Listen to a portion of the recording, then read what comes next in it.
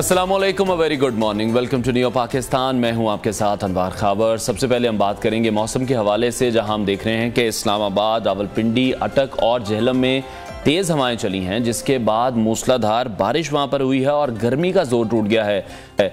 जो मनाजिर आप इस वक्त न्यू की स्क्रीन पर देख रहे हैं वो कल रात के मनाजिर हैं, जब मूसलाधार बारिश वहां पर हुई है। ज़राए के मुताबिक आपको बताते चलें कि इस्लामाबाद में, रावलपिंडी में बारिश वहां पर हुई है। मौसम काफ़ी बेहतर हो गया है। कल की जो फुटेज है वो भी इस वक्त आप न्यू की स्क्रीन पर देख रहे हैं। कई मकामात ऐसे हैं जहां पर दरख्त गिरने के वाक़यात भी पेश आए हैं, जिससे मोटरसाइकिलों को भी नुकसान पहुंचा है, गाड़ियों को भी कुछ नुकसान पहुंचा है। और अगर हम लाहौर के मौसम की बात करें, गर्मी अभी भी अपने पीक पर है, लेकिन अगर आप अर्ली मॉर्निंग उठते हैं, सुबह सुबह जो लोग उठते हैं वो ये जानते हैं कि सुबह के वक्त 5 बजे या 6 बजे जो हवा चल रही है उसमें एक ठंडक आपको हल्की सी महसूस होती है, क्योंकि मौसम अब आहिस्ता आहिस्ता बदलेगा, करवट बदलेगा, तब्दील होगा।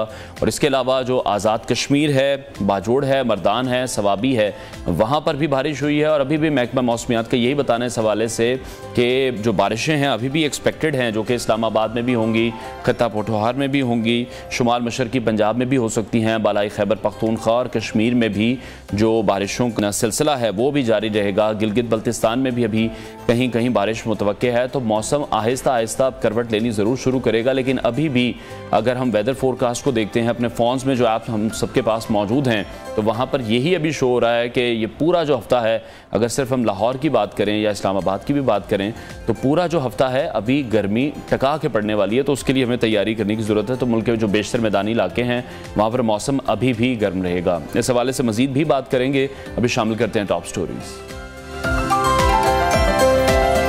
निगरान वज़ीर आज़म के बाद निगरान सदर, अवाम की चीखें बेअसर, IMF का साफ इनकार। और श्रीलंका में बारिशें, एशिया कप मैचेस पाकिस्तान मुंतकिल। पाकिस्तानी लड़की के जानदार मुक्के हरीफ को नॉकआउट कर दिया। आज के प्रोग्राम में आपकी मुलाकात भी करवाएंगे इस पाकिस्तानी लड़की से। और सबसे पहले हम बात करेंगे आइंदा हफ्ते में जो मुल्की सियासत है उसके हवाले से। कहा जा रहा है कि वो तब्दील होने जा रही है, क्योंकि इस्लामाबाद में निगरान हुकूमत तो पहले से ही कायम है। अब सदर मुमलिकत आरिफ अलवी भी 8 सितंबर के बाद निगरान सदर बन जाएंगे। और अब देखना यह है कि सदर मुमलिकत घर जाते हैं या फिर मुल्क की निगरानी का मामला वो अपने हाथ में ही रखते हैं। क्योंकि एक राय ये भी है कि जो सदारती इंतखाब का इलेक्टोरल कॉलेज है वो नई कौमी और सूबाई असम्बलियों के क़याम के बाद मुकम्मल होगा। इलेक्टोरल कॉलेज के मुकम्मल होने तक आरिफ अलवी ओहदा सदारत पर ही फायज रह सकते हैं। और दूसरी राय ये भी है कि आरिफ अलवी 8 सितंबर को ही सुबकदोश हो जाएंगी। और अब देखना यह है कि सदर मुमलिकत इस हवाले से क्या फैसला करते हैं। और जो नए सदर का इंतखाब है उस वक्त तक आइन के मुताबिक चेयरमैन सेनेट का मकाम सदर की हैसियत से ही फ़राइज़ सर अंजाम देते रहेंगे। दूसरी जानिब निगरान वज़ीर आज़म के 2 बयानात बहुत ज़्यादा इंपॉर्टेंट हैं। एक तो बिजली के मामले पर उन्होंने बात की है। निगरान वज़ीर आज़म अनवारुल हक काकड़ ने ब्रीफिंग ली, मईशत की बेहतरी के लिए हंगामी बुनियादों पर इक़दामात की हिदायत की है। इसके साथ साथ दहशत गर्दी के मामले पर निगरान वज़ीर आज़म का यह कहना है कि अफगानिस्तान में जो हालात हैं वो अभी भी बेहतर नहीं हुए हैं, बल्कि ज़्यादा बिगड़ चुके हैं। नेटो इनखला के बाद रह जाने वाले जो जंगी हालात हैं वो सिर्फ पाकिस्तान के लिए नहीं बल्कि जो पूरा खित्ता है उसके लिए मसला है। तो उन्होंने खित्ते के ममालिक को भी खबरदार करते हुए ये कहा है कि वो भी अपनी बारी का इंतज़ार करें कि अगर इस चीज़ पर मौसर प्लानिंग नहीं की गई, कोई हिकमत अमली नहीं बनाई गई, तो फिर तमाम ममालिक को अपना इंतज़ार करना पड़ेगा। जो दहशत गर्दी की एक वेव पाकिस्तान का जिसको सामना करना पड़ा है हालिया दिनों में, तो उस हवाले से उन्होंने अपने कंसर्न्स का इजहार किया है। जबकि चौधरी परवेज़ इलाही की बात करें तो उनकी मुश्किलात अभी भी कम होती नहीं दिखाई दे रही। इस वक्त वो अटक जेल में मौजूद हैं। कल चौधरी परवेज़ इलाही की तबीयत नासाज हुई तो फिर उनको पेम्स अस्पताल ले जाया गया और चेकअप के बाद फिर से अटक जेल रवाना कर दिया गया था। दूसरी जानिब लाहौर हाई कोर्ट ने सेशन जज अटक को परवेज़ इलाही को अटक जेल से बाजियाब करके कल पेश करने का हुक्म दे दिया। और साथ ही साथ IG इस्लामाबाद को 8 सितंबर के लिए तौहीन अदालत का नोटिस भी जारी कर दिया। सीनियर तजियाकार नज़ीर लगारी साहब ने हमें ज्वाइन किया है, उनसे इस हवाले से मजीद बात करेंगे। लगारी साहब, बहुत शुक्रिया आपके वक्त के लिए। मुमलिकत और इलेक्शन कमीशन आम इंतखाबात की जो अपनी अपनी तारीखें हैं उनका ऐलान कर सकते हैं, इसका इजहार किया जा रहा है। मामला अगर हल नहीं होता तो फिर इंतखाबात की जो तारीख का मसला है एक बार फिर से सुप्रीम कोर्ट में जाता देख रहे हैं हम। तो क्या सदर साहब को घर जाता देख रहे हैं आप? सदर साहब को खुद तय करना चाहिए इस मामले में। आपके पास अगर खुदा ने ये मनसब दिया है तो आप उस मनसब उसका लिहाज करना चाहिए, आपको उसके आईनी दायरा कार को, आईनी हदूद को देखना चाहिए और कानून को देखना चाहिए। और फिर भी अगर महादाराई की सूरत हाल पैदा हो रही है तो सदर का काम ये नहीं है कि महादाराई को बढ़ाएं और उसको और ज्यादा शदीद करें और वो ताकत के मराकज की तरफ पुष्ट करके खड़े हो जाएं और कहें कि जी मैं तो अपनी मनमानी चलाऊंगा या मैं अपने पार्टी की बात चलाऊंगा। उनको पता है कि उनकी पार्टी जो है वो 9 मई के बाद के हालात से वो पाकिस्तान में एक बहुत बुरे तरीके से लोगों के सामने बेनकाब हुई है और उसका एक चेहरा ऐसा सामने आया है कि लोगों को उससे घिन आती है। उन्हें रिकन्सिलिएशन की तरफ जाना चाहिए था, उन्हें डायलॉग की तरफ जाना चाहिए था, उन्हें आगे बढ़कर ये कहना चाहिए था, अपनी लीडरशिप से कहना चाहिए जी आप रिट्रीट करें, आप पीछे आए और आपने ये गलत किया है और 1.5 साल से जो कुछ किया गया वो सब गलत था। ये गलत था कि जी मैं बस ये कर दूंगा और मैं फलां कर दूंगा, फलां कोई भी नहीं करता है। अल्टीमेटली अगर मुल्क का नुकसान होता है तो कौन जिम्मेदार होगा? एक दूसरे की तरफ उंगलियां उठाएंगे और खुदा ना खास्ता ये तो मुझे खतरनाक हालात नजर आते हैं और मुल्क ऐसे हालात की तरफ जा रहा है जहां पर ज्यादा तसादम जो है वो ज्यादा नुकसानदेह होगा। तो लगारी साहब जिस तरफ आप इशारा कर रहे हैं वो तो हम देख ही रहे हैं कि अगर मामला हल नहीं होता, चीफ इलेक्शन कमिश्नर से नहीं होता, सदर मुमलिकत से नहीं होता, मामला अगर सुप्रीम कोर्ट में चला जाता है, इससे पहले भी फिर हम देख चुके हैं कि कोर्ट्स की वाज़ेह हिदायत थी, उसके बावजूद भी पंजाब और केपी में तो इलेक्शन नहीं हुए, इदारों के दरमियान भी उलझन है, तनाव की कैफियत अभी भी बरकरार है, तो ऐसी सिचुएशन में अहम फैसलों पर अमल दरामद कैसे होगा? इंतहाई तकलीफ दे बात है कि सुप्रीम कोर्ट ने भी इस महादाराई में हिस्सा लिया है। इंतहाई दुख की बात है, इंतहाई तकलीफ की बात है। और फिर इलेक्शन भी नहीं करवा सके। सुप्रीम कोर्ट ने कब कहा है कि फलां तारीख को इलेक्शन करवाओ? 14 मई की डेट दी गई थी। 14 मई की जो डेट दी थी वो 14 मई की डेट 90 दिन के अंदर तो नहीं थी ना। जब 90 दिन का ये मौजूद था ऑप्शन कोर्ट के पास, जब कोर्ट ने खुद फैसला दिया यको मार्च को और अभी उस यको मार्च के बाद 44 दिन बाकी थे, उससे ज्यादा वक्त बाकी था, तो कोर्ट को कहना चाहिए था कि भाई आप ठीक है 52 दिन की दत नहीं पूरी हो सकती है तो आप जो है इसके अंदर 14 अप्रैल को इलेक्शन करवाएं। तो आपने उनको खुली छूट दी थी कि जी जनाब आप इलेक्शन की डेट का ऐलान करें। डेट का ऐलान किया गया और खुद ये कह रहे हैं कि 90 दिन के अंदर इलेक्शन करवाओ, तो 90 दिन तो 14 अप्रैल को पूरे हो रहे थे। फिर सुप्रीम कोर्ट ने इस मामले को और ज्यादा बढ़ाया। मुझे बहुत ही खतरनाक सूरत हाल नजर आ रही है।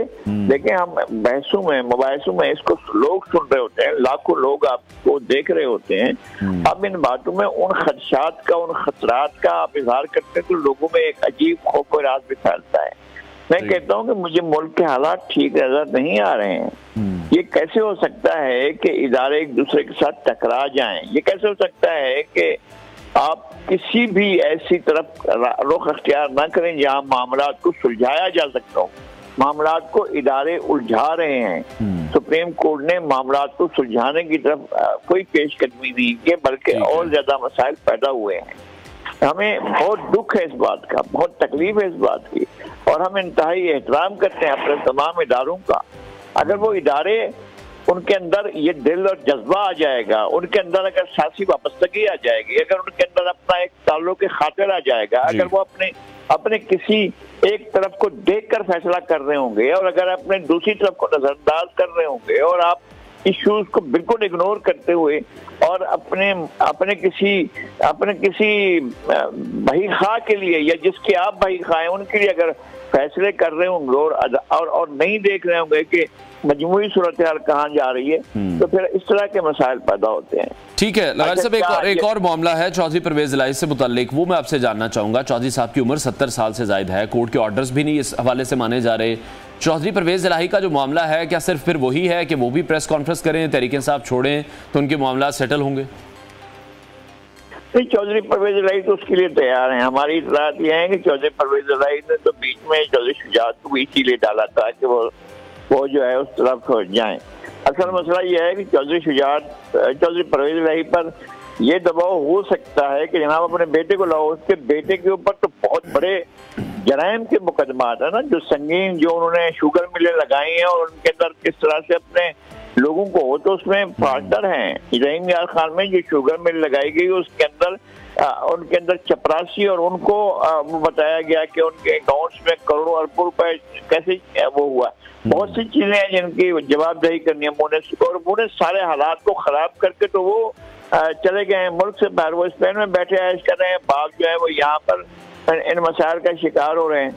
वो तो चाहते होंगे शायद के सुलह कर ले, उनका कभी भी इस तरह का पस मंजर नहीं रहा है कि वो जनाब एस्टैब्लिशमेंट के सामने या किसी के सामने अड़कर खड़े हो जाएं।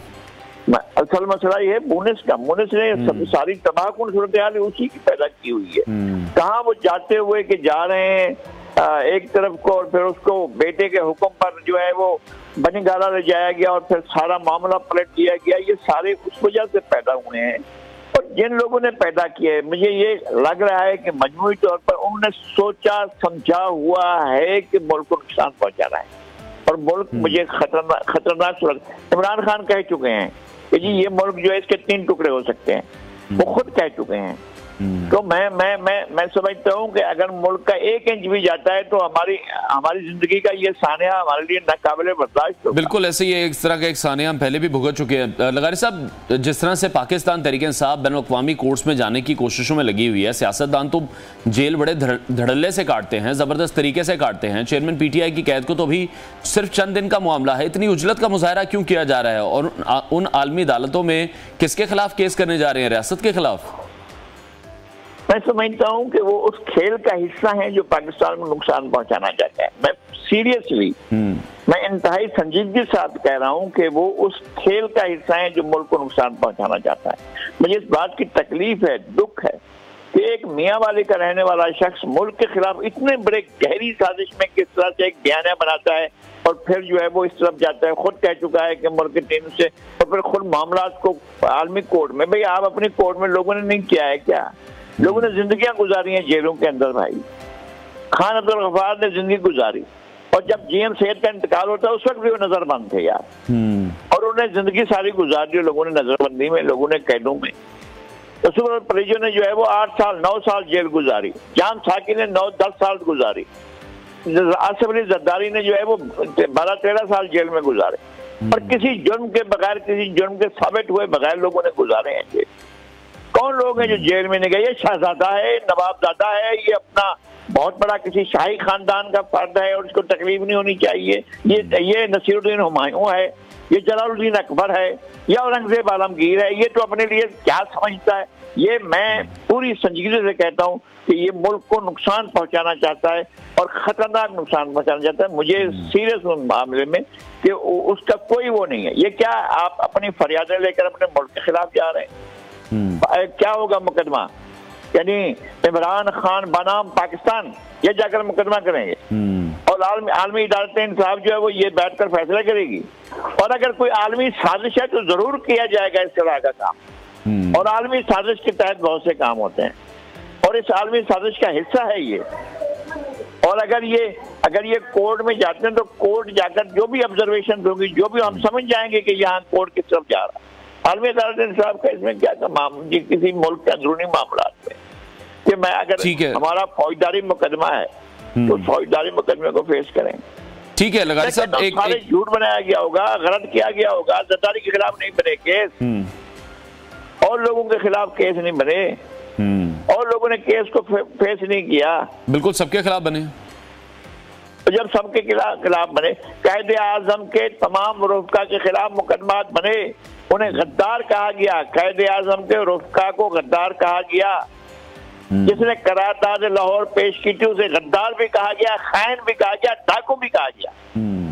जिसने करारदाद लाहौर पेश की थी, जिसके ऊपर हमने अपना पाकिस्तान बनाया, और हम कह रहे हैं हमारा हम उसकी तस्वीर भी नहीं लगाते हैं। ठीक है लगारी साहब, एक और आप मामला है जिस तरह से जो निगरान वजीर आजम उन्होंने बात की अफगानिस्तान में छोड़े हुए अमरीकी असले की, वो बात कर रहे हैं कि जब हमने दोहा में सहूलतकारी की थी तो क्या उस वक्त अमरीकन के सामने ये मुतालबा रखना चाहिए था, या आपको लगता है रखा गया होगा कि अफगानिस्तान में जो अमरीकी है वो इस तरह से असला नहीं छोड़ के जाएंगे? खुद अमेरिकन को भी इस हवाले से मालूम होगा कि उनका जो छोड़ा असला है वो इलाकाई दहशतगर्दी में इस्तेमाल होगा। ये बड़ा खतरनाक है। साथ ही साथ जो पूरे खित्ते को खबरदार कर रहे हैं अनवारुल हक काकड़ साहब कि अगर वो इंतजार करते रहेंगे तो अगली बारी किसी भी मुल्क की हो सकती है, वहां पर भी दहशतगर्दी के वाकयात हो सकते हैं। कहीं भी होने का मतलब यह है कि पहला निशाना तो हम ही है ना जी, और हम हो रहे हैं निशान। हम 40 साल से 45 साल से भुगत रहे हैं इस अजियत को, इस तकलीफ से सूरत हाल। अफगान 100 इनकलाब आया, उसके बाद हमारी क्या जरूरत थी कि हम जाते वहां पर कूद पड़ते, इसलिए कि अमरीकी की फरमाइश आई थी और हम कूद पड़े थे। हमने पहले से तैयारियां शुरू कर दी थी। हमारे यहाँ दहशत गर्दी के कैंप बने हुए थे जिसमें गुलबदीन और दूसरे लोग जो है यहाँ पर अपनी ट्रेनिंग ले रहे थे। ये कौन सी बात है जो छुपी हुई अब दुनिया के सामने कहीं नहीं है, मौजूद है। कौन है जिसने इन कैंपों को नहीं देखा था जो दहशत गर्दी के कैंप थे? क्या फायदा हुआ उस पूरे की पूरी दहशत गर्दी में हिस्सा लेने का? क्या फायदा हुआ? हाँ, ये हुआ है कि अफगानी जो है वो आपको 100 से भी कम में मिल रहा है और पाकिस्तान का वो जो है 300 से भी ऊपर चला गया डॉलर का प्राइस। और अफगानी करेंसी आपसे क्या, वो तो 100 से भी कम में आप उसको डॉलर मिल रहा है। और इस अफगानी करेंसी के मैंने जगह 3000 के 2.5 लाख से ज्यादा अफगानी लिए थे। अब अफगानी इतना स्ट्रांग करेंसी हो गई है कि अफगानी जो है वो 100 से भी कम में उसको डॉलर मिल रहा है। और हमारी अजियत ये है कि हमारे यहाँ से कोई पूछता है कि भाई ये कौन स्मगलिंग कर रहा है। बिल्कुल, हर शोबे में देख रहे हैं लगारी साहब के माफियाज मौजूद हैं। एक और तरफ आपका इशारा मैं करना चाहूंगा, जिस तरह चीनी माफिया की आजकल बात हो रही है, चीनी स्मगल करने की बात हो रही है, जखीरा अंदोजी की बात हो रही है, तो नवीद कंवर ने चीनी बरामद करने की इजाजत दी।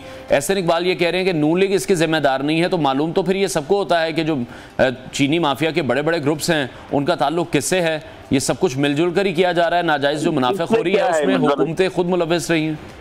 चीनी नवाज शरीफ की है, चीनी असद जरदारी की है, चीनी खुसरो बख्तियार की है, चीनी जहांगीर तरीन की है, चीनी चौधरी शुजात की है। चीनी के तो ये मालिक है, तो इसके बेनिफिशियरी कौन है? क्या इनकी जो शुगर मिलर है वो बेनिफिशियरी नहीं है? और क्यों किया गया पाकिस्तान को, जो कॉटन का इतना बड़ा हब था, जो इतना बड़ी कॉटन पैदा करता था, दुनिया में हमारा ही सब कुछ होता था, उस वक्त भी ये करते थे। पाकिस्तान में ये बदमाशी होती थी कि जनाब कपड़ा यहाँ बनकर वहाँ जो है उसके ऊपर जापान की मोहरें लगाकर वहाँ बेचा जाता था। अब जाएं आप किसी यूरोप के मुल्क में चले जाएं, आपको कपड़ा जहाँ भी मिलेगा वो मेड इन बांग्लादेश लगा। बांग्लादेश कौन से कपास पैदा करता है भाई? कपास आपने कपास को पूरा चेंज कर दिया शुगर में, और शुगर को आपने जो है वो बना दिया अपने मुल्क की सबसे बड़ी वो सनद बना दिया। उस वक्त भी ये नहीं था। आपने ये सोचा कि इसका किसी ने, यार ये कोई सोचने वाला है, इस पर कोई रिसर्च करे कि कैसे ये पूरी की पूरी पाकिस्तान की जोग्राफियाई हैसियत में कॉटन को चेंज करके शुगर लाने का फैसला किसने किया, और फिर ये धड़ाधड़ शुगर मिलें कैसे लगती चलेगी? भाई आपने तो टेक्सटाइल मिलों को बर्बाद करने के बाद जो है वो शुगर का उठाया, और शुगर भी आप एक्सपोर्ट करते हैं टॉय स्कैंडल बनता है, इंपोर्ट करते हैं टॉय स्कैंडल बनता है। आप कभी एक्सपोर्ट कर रहे होते हैं, कभी इंपोर्ट कर रहे होते हैं। एक्सपोर्ट करते हैं तो उसका फायदा कर लेते हैं, और इंपोर्ट करते हैं तो उसका फायदा। ये पूरे का पूरा एक माफिया के तौर पर काम करता है। ये नवीद कमर का और एक अकेले एहसन इकबाल का मालूम नहीं, उन्हें एक गंद उछाला है, उसने उसकी तरफ गंद उछाल दिया, उन्होंने उसकी तरफ गंद उछाल दिया। एक दूसरे ठीक है, बहुत शुक्रिया सीनियर तज़कियाकार नज़ीर लगारी साहब हमारे साथ इन कॉन्वर्सेशन थे। ब्रेक के बाद आपको दोबारा ज्वाइन करेंगे, साथ रहिए।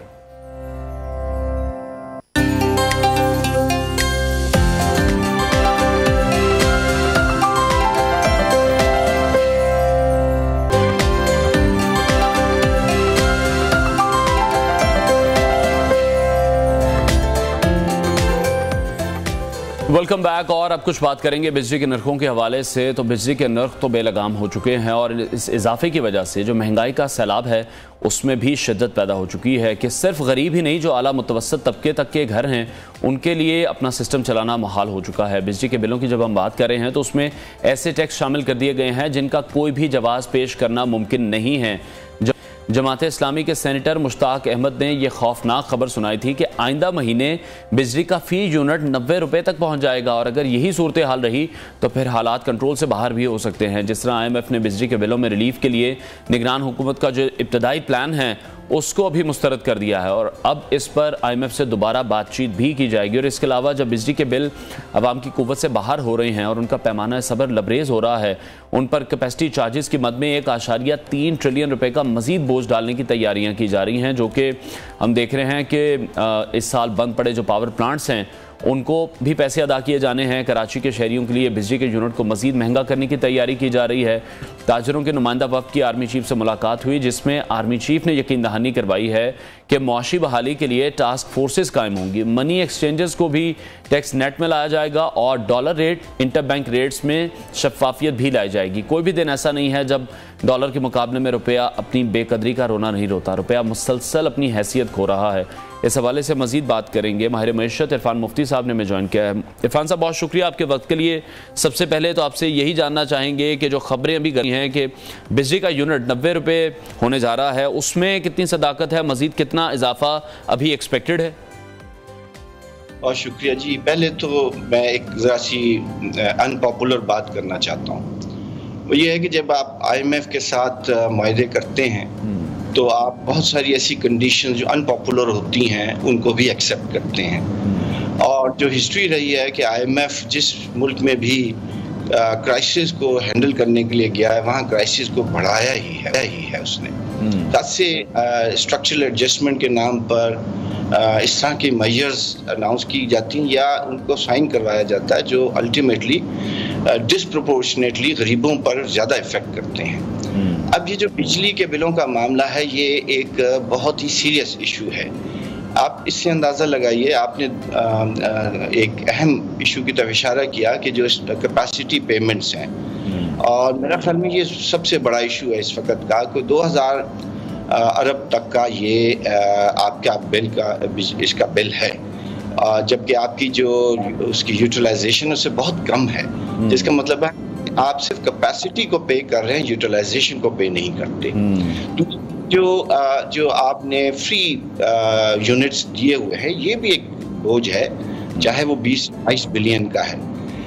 अब हमें देखना ये पड़ेगा कि जो इस वक्त सार्फिन अदा कर रहे हैं बिजली के बिलों में, उसमें बहुत सारी ऐसी चीज़ें हैं जो उनको पे नहीं करनी चाहिए थी, लेकिन चूँकि माजी में कुछ लोगों ने वो अदा नहीं किए बिजली के बिल, जो कि मेरे 550 अरब का हुजम है, वो नहीं अदा हुआ। वो उन लोगों पर बोझ डाला गया है जो बिजली के बिल अदा जी, और बड़ा हिस्सा पंजाब का, सेंट्रल पंजाब का इलाका है जो कि इस बोझ को अब उठा रहा है, जो पिछले कम से कम 2 साल में इकट्ठा हुआ है, जिसको आप सर्कुलर डेट कहते हैं। देखना ये पड़ेगा कि IMF जब फोर्स करता है आपको कि इस तरह के मुआहदे पर साइन करें, उस वक्त आपको ये सोचना चाहिए कि ये आम लोगों पर किस तरह से। लेकिन इरफान साहब, ये तो हम शुरू से ही सुनते आ रहे हैं, जिस तरह से आपने सेंट्रल पंजाब के हवाले से बात की है कि जो सारा बर्डन है फिर यहाँ पर जो लोग रह रहे हैं, जो ऑलरेडी बिल पे कर रहे हैं, इन पर डाला जा रहा है। ये बातें बहुत पुरानी हैं, इस पर कोई एक्शन क्यों नहीं लिया जाता? जो लोग बिल नहीं देते हैं, बिजली चोरी करते हैं, उनके खिलाफ कोई कार्रवाई नहीं की जाती? ये क्रॉनिक इशू है, आपने सही कहा। ये सिस्टम ने इसको एक्सेप्ट कर लिया हुआ है और ये आज से नहीं है। ये पिछले 15 साल से ये सर्कुलर डेट जो है वो चल रहा है और बढ़ता जा रहा है। अब जब IMF ने आपसे कहा कि जी आप वो वेन्यू बताएं जिससे आप रेवेन्यू जनरेट करेंगे और आप अपने सिस्टम लॉसेस को मीट करेंगे, तो हमारे पास कोई और चॉइस नहीं थी कि हम इसको इवनली डिवाइड कर देंगे इस लॉस को। ये जो लाइन लॉसेस हैं या जो हमारा सिस्टम का लॉस है, तो उसका नुकसान यही होना था कि जब आप इवनली डिवाइड करते हैं एक लॉस को, तो वो लोग ज़्यादा अदा करने लग जाते हैं जो पहले भी अदा करते हैं, और वो फिर बेनिफिट कर जाते हैं जो पहले भी अदा नहीं करते हैं। हमें देखना पड़ेगा कि हमें इस तरह की कंडीशन उस वक्त साइन करनी चाहिए जिस वक्त पहले हम अपने सिस्टम को रिफॉर्म कर लें। पहले हम ये देख लें, जैसे हमें मालूम है कि चंद इलाके पाकिस्तान के ऐसे हैं जो बिजली के बिल अदा नहीं करते या अपनी यूसेज से कुछ 20% पर सिर्फ अदा करते हैं और एक बड़ा शॉर्टफॉल हमें देते हैं सिस्टम को। हमें ये तय करना चाहिए कि हमें पहले सिस्टम की करप्शन को ठीक करना चाहिए, जहाँ पर लीकेज है उसको ठीक करना चाहिए, एक लार्जर रिफॉर्म की तरफ जाना चाहिए। आप विदाउट रिफॉर्म ये एक्सपेक्ट नहीं कर सकते कि आपको रिलीफ दे सकते हैं। रिफॉर्म यही होंगे। मैं आपको जिस तरह ठीक है। अच्छा इरफान साहब, जिस तरह घरेलू सार्फिन के लिए 200 के बजाय 300 यूनिट की रियायती हद मुकर्रर की जाए, इस तरह के कोई स्टेप्स लिए जाएं और उस हद के अंदर नर्क जो है वो 16 रुपये फी यूनिट रखा जाए। दूसरा, रिलीफ के लिए जो मखसूस बजट में कटौती की तजवीज़ दी गई है, जैसे PSDP का बजट है। ये सबसे नुकसानदेह बात है कि आप जब सिस्टम लॉस बढ़ता है या आपके डेफिसिट बढ़ते हैं तो आप डेवलपमेंट बजट को कट करते हैं। ये एक और तरीके का विशियस साइकिल है कि वो डेवलपमेंट फंड जिससे मुल्क की तरक्की होनी है आप उसको कट करते हैं सिर्फ इसलिए कि जो सिस्टम करप्शन करता है वो आपने मीट करनी है। ये देखिए, इस विशियस साइकिल को तोड़ना पड़ेगा। पाकिस्तान इस वक्त हकीकतन एक मेल्ट डाउन की तरफ जा रहा है और ये मेल्ट डाउन जो है ये बहुत खतरनाक होगा, क्योंकि अगर आप अपनी पे बैक फैसिलिटी नहीं बनाएंगे। देखिए, इस वक्त पाकिस्तान स्मगलिंग का भी शिकार है, एक इतनी बड़ी स्मगलिंग की कॉस्ट हम पे करते हैं। बिल्कुल। इसके साथ साथ जैसे मैंने कहा कि जो, लेकिन इरफान साहब अभी जिस तरह से निगरान वजीर आजम साहब ने कहा है कि जो डिस्कोस हैं जो रिकवरी नहीं कर पा रहे उनमें से कुछ को प्राइवेटाइज कर सकते हैं, वो आपको लगता है कि तमाम डिस्कोस को प्राइवेटाइज कर देना चाहिए? जिस तरह से हम कोयटा की तरफ देखें, पेशावर की तरफ देखें, वहां पर रिकवरियां बहुत ज्यादा कम हो रही हैं, तो उसका जो फिर खसारा है वो डाल दिया जाता है, लाहौर पर डाल दिया जाता है, फैसलाबाद पर डाल दिया जाता है, जो डिफरेंट रीजन्स हैं। मेरा ख्याल है कि प्राइवेटाइजेशन एक हल है, इसमें कोई शक नहीं, क्योंकि इससे ये है कि एफिशिएंसी बेहतर होगी, लेकिन इससे कंज्यूमर फिर भी हिट होगा। देखें, मैं आपको बताऊं कि होता क्या है, हम एवरेज निकालते हैं कि एक इलाके को हमने इतनी बिजली दी है, उसका एवरेज इतने पर हाउस होल्ड यूनिट ये आया है। हम ये फिर नहीं देखते कि पर हाउस होल्ड एक्चुअल यूजेज क्या था, तो हम उस एवरेज को सब पर स्प्रेड करते हैं और ये प्राइवेट कंपनीज भी करती हैं। तो देखना ये पड़ेगा कि सिस्टम को एफिशिएंट बनाना है तो आप हाउस होल्ड लेवल तक मेजरमेंट्स लेकर आए और उसको फिर फोर्स करें कि वो जो यूजेज है उसको पे करें। अगर आप ये नहीं करेंगे और आप यही करते रहेंगे कि एक इलाके के मसलन जहाँ पर बिजली चोरी होती है वहाँ पर मीटर के जो लॉसेज होते हैं वो सारे घरों पर डिवाइड कर दिए जाते हैं। ये बहुत बड़े नुकसान की बात है। जैसे अभी आपने कहा कि जो पूरे पाकिस्तान के ग्रिड में जो नुकसान हो रहे हैं, जैसे आपने चंद शहरों के नाम लिए, खबर है, कोयटा है, हैदराबाद, सिक्कर और भी हैं, उनके लॉसेस पूरे मुल्क पर डिवाइड किए जाते हैं। ये गलत, ठीक है, इससे वो वाकई नुकसान होगा। और आप सही कह रहे हैं, सितंबर अक्टूबर के बिलों में भी मजीद रिकवरी डाली जाएंगी और लोगों को ज्यादा बड़े बिल पे करने जाएंगे। अच्छा, ठीक है, एक तो ये मसला हो गया। दूसरा जो लोगों की शिकायत है वो ये है कि जो कि लाइनमैन मौजूद हैं या मीटर रीडर मौजूद हैं, वो लोगों से साजबाज करते हैं, उनके मीटर की जो रीडिंग है उसको रिवर्स किया जाता है। इस हवाले से महकमाना कार्रवाइयाँ हम देखते हैं नहीं उस तरह से होती, सजाएं सख्त नहीं है, बिजली चोरी अब आम हो चुकी है तमाम शहरों में। यही देखें, ये करप्शन जो है ये तो डीप रूटेड है और इसका देखें, इसका सबसे बड़ा नुकसान क्या है, जो करप्शन को के साथ जुड़ जाते हैं वो तो बेनिफिट ले लेते हैं, ठीक है, जो उस पर बिलीव नहीं करते और वो चाहते हैं कि हम कानूनी तौर पर जो हमारा बनता है वो हम अदा करें, वो ज्यादा नुकसान उठाते हैं। सो मैं वही बात कह रहा हूँ कि आपको एक बॉटम अप जो है वो चीजों को रिफॉर्म करना पड़ेगा। बिल्कुल रिफॉर्म की जरूरत है। ठीक है इरफान साहब, जिस तरह आर्मी चीफ की मुलाकात हुई ताजिरों के वफ्द से और फिर ये कहा गया उस मुलाकात में कि जो आम इंतखाबात हैं उससे पहले चार्टर ऑफ इकोनॉमी होना चाहिए, ये बात दुरुस्त लगती है आपको कि अब किसी हुकूमत को अपनी मर्जी नहीं करनी देनी चाहिए? जी बिल्कुल, मैं समझता हूँ पाकिस्तान इस चार्टर के बगैर नहीं चलेगा। मैं आपको सिर्फ बता सकता हूँ कि जमहूरियत के जो कीमत हम अदा करते हैं वो करप्शन होती है। जमहूरियत की जो कीमत हम अदा करते हैं वो इस तरह के बोझ होते हैं जो आम उठाते हैं। मैं मिसाल देता हूँ, ऐसा नहीं है कि पॉलिटिकल पार्टी इस निज़ाम का हिस्सा नहीं है, वो इस निज़ाम का हिस्सा है और वो पैट्रोनेज देती हैं उन लोगों को जो सिस्टम में से चोरियां करते हैं। तो हमें एक चार्टर पर लिखना चाहिए, तय करना चाहिए कि कोई जमात किसी भी करप्शन या किसी माफिया का हिस्सा नहीं बनेगी, ना उनको मौका देगी, ना उनको पैट्रोनाइज। लेकिन ये तमाम जमातें किसी न किसी माफिया का हिस्सा हैं। जिस तरह आजकल हम देख रहे हैं चीनी की बढ़ती हुई कीमतें हैं, नवीद कमर ये कह रहे हैं कि स्मगलिंग हो रही है, जखीरा अंदोजी हो रही है, इसलिए चीनी की कीमतें बढ़े। असल वजह तो नहीं बता रहे कि एक्सपोर्ट कर दी गई थी सारी चीनी, जब वजारत तिजारत ने चीनी बरामद करने की फिर इजाजत क्यों दी? सही कह रहे हैं। देखिए, जब तक पार्टीज गेटकीपर नहीं बनेंगी करप्शन के खिलाफ, इस तरह के इन्फ्लुएंसेस के खिलाफ, तो फिर वो इसका असर बन जाती है करप्शन का। सो इनको गेटकीपर बनना पड़ेगा, इनको कहना पड़ेगा कि हमारी पार्टियों में गुंजाइश नहीं है ऐसे करप्ट लोगों की, हम इन लोगों को पैट्रोनाइज नहीं करेंगे, हम इन लोगों को मौके नहीं देंगे, तभी मुल्क बेहतर होगा ना। होता क्या है कि हम पावर में आने के लिए भी मुआहदे करते हैं इन माफियाज के साथ, और जब हम हुकूमतों में होते हैं तो हम उनको मजीद परवान चढ़ाते हैं क्योंकि हमारे इंटरेस्ट जुड़े होते हैं उनके साथ। तो अब ये तय करना पड़ेगा कि चार्टर जो है वो साइन किया जाए, इसमें लिखा जाए कि किसी भी ऐसी फोर्स के साथ हम मायदे नहीं करेंगे जो अवामी मफाद के खिलाफ काम करते हैं, जो मुल्की मफाद के खिलाफ काम करते हैं, जो करप्शन को प्रमोट करते हैं, जो इस किस्म के गलत जैसे स्मगलिंग को सपोर्ट करते हैं, हम इनके साथ नहीं खड़े होंगे। तो गेट कीपिंग का रोल अब सियासी जमातों को भी लेना पड़ेगा। मैं नहीं समझता कि आप चीफ ऑफ आर्मी साहब अगर कह रहे हैं की बात कर रहे हैं, लेकिन ये काम उनका नहीं है, ये काम सियासी जमातों का है और उनको इस पर मुआहदे करने चाहिए। ठीक है, बहुत शुक्रिया। माहिर मईशत इरफान मुफ्ती हमारे साथ इन कॉन्वर्सेशन थे और उनका ये कहना था कि को अगर हमें बेहतर सूरत हाल पर लेकर जाना है, फिर इस हवाले से जो मिसाकी मईशत है वो होना बहुत ज़्यादा ज़रूरी है। ब्रेक लेते हैं, ब्रेक के बाद आपको दोबारा ज्वाइन करते हैं।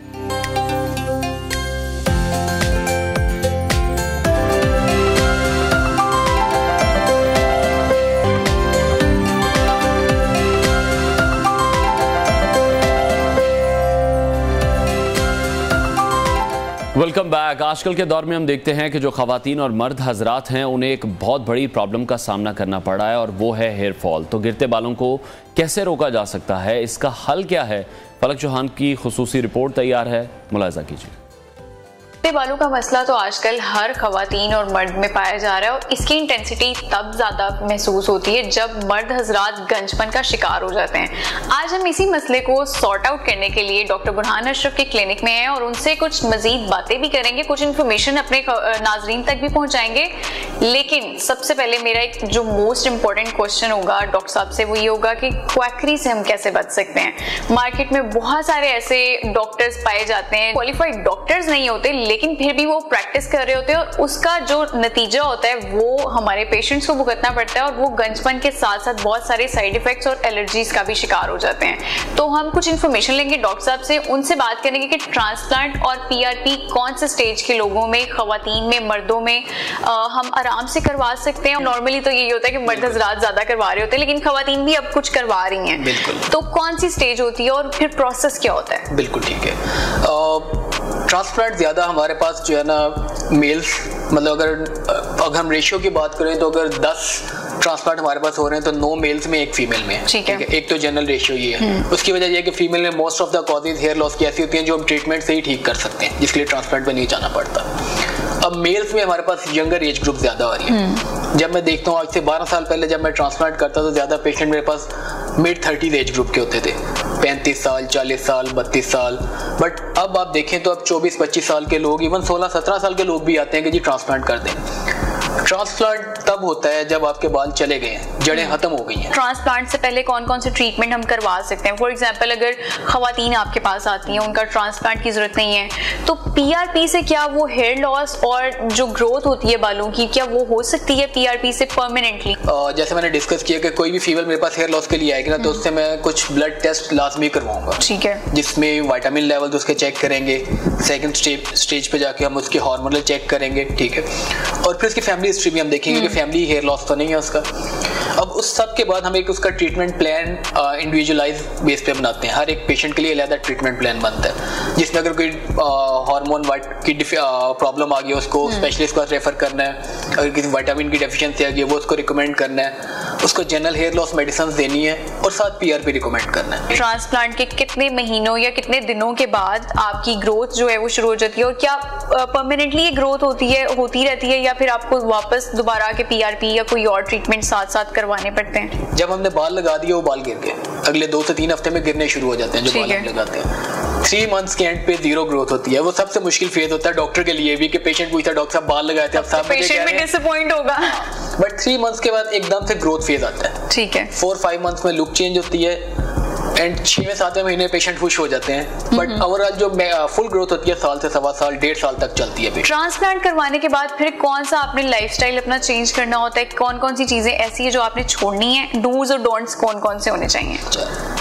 इवन विद ट्रांसप्लांट और विदाउट ट्रांसप्लांट दोनों चीज़ों में अपने पेशेंट्स को ये रिकमेंड करता हूँ कि भाई अब कोशिश करें जितने भी कोई केमिकल वाले प्रोडक्ट्स हैं उनसे अवॉइड करें। बहुत कॉमन इंग्रेडिएंट्स होते हैं शैम्पूज में, SLS या इस तरह की चीज़ें होती हैं। तो अब जैसे दुनिया मूव कर रही है ऑर्गेनिक की तरफ तो मैं अपने पेशेंट को रिकमेंड करता हूँ हर्बल या ऑर्गेनिक चीज़ें यूज़ करें। मल्टीविटामिन भी उस तरह के यूज करें। क्वैकली हमारे मुल्क में हर फील्ड में, मेडिकल की हर फील्ड में ही है। हेयर ट्रांसप्लांट करवाते हुए भी लोग बहुत ज़्यादा डर भी रहे होते हैं और बहुत सारे लोगों के साथ मिसहैप हो भी जाता है। तो हम अगर किसी डॉक्टर के पास जाएं, किसी एस्थेटिक के पास जाएं, तो हमें कौन सी ऐसी बातों का ख्याल रखना चाहिए, कौन से ऐसे पॉइंट्स होते हैं जिनको मद्देनजर रखते हुए आपको ट्रीटमेंट करवाना चाहिए ताकि हम सब साइड इफेक्ट से बच सकें? इसको स्टार्ट करते हैं साइड इफेक्ट से।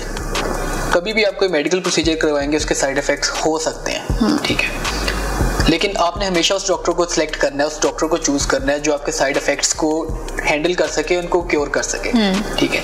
इसलिए कभी भी हेयर ट्रांसप्लांट करवाना चाहें तो चेक करें कि क्या वो आपका जो हेयर ट्रांसप्लांट सर्जन है वो डर्माटोलॉजिस्ट या हेयर ट्रांसप्लांट सर्जन है। उसके बाद आ जाता है American board of hair restoration surgeon. अगर वो उससे सर्टिफाइड है देन इट इज ओके, या एटलीस्ट वो एक MBBS डॉक्टर है और वो hair restoration society of Pakistan से एफिलिएटेड है। अच्छा, मेरा आपसे आखिरी सवाल ये है कि महंगाई बहुत ज़्यादा बढ़ गई है और लोगों का बजट जो है वो भी बिल्कुल अपसेट हो चुका है, और ये जो गंजपन है ये भी एक संगीन एक इशू है आजकल के ज़माने में। तो बजट हमें कितना रखना चाहिए, मिनिमम से मैक्सिमम अगर हम बात करें, कितने रुपए हमारे पास होने चाहिए जिसमें ट्रांसप्लांट हो जाएगा? करंट सिनेरियो में तो एक बहुत मुश्किल क्वेश्चन है, क्योंकि जो ट्रांसप्लांट की बहुत सी चीजें, इक्विपमेंट्स है, वो इंपोर्ट बेस्ड है and depends upon dollar. But minimum मुझे लगता है एक छोटे सेशन के लिए 60-70,000 से स्टार्टिंग प्राइस होती है। ठीक है, इट डिपेंड्स कि आपने कितने बाल लगवाने हैं, कौन सी जगह से लगवाने हैं, लेकिन स्टार्ट यहाँ से होता है। अच्छा, बड़ी इन्फॉर्मेटिव ये रिपोर्ट थी जिसमें मेरी टीम ने मुझे भी कट कर दिया था, पीछे रिपोर्ट ऑन एयर ही थी, तो ज़बरदस्त इन्फॉर्मेशन थी कि आपको कब हेयर ट्रांसप्लांट के लिए जाना है, उससे पहले के क्या प्रोसीजर्स मौजूद हैं, अगर आपको PRP की तरफ जाना है, आपको हर्बल शैम्पूज़ की तरफ जाना है और अपने बालों का ख्याल कैसे रखना है। तो होपफुली उम्मीद हम ये करते हैं कि ये जो वीडियो है आपके लिए काफ़ी इन्फॉर्मेटिव रही होगी। आगे बढ़ते हैं और एक वायरल वीडियो आपके साथ शेयर करते हैं। तो क्या आप ये जानते हैं कि अगर आपकी लिखाई अच्छी है तो आप भी मशहूर हो सकते हैं, आप भी वायरल हो सकते हैं। जैसा कि हम आपके साथ बहुत सी वायरल वीडियोस शेयर करते हैं, वायरल वाक़यात शेयर करते हैं, ऐसा ही कुछ हुआ है।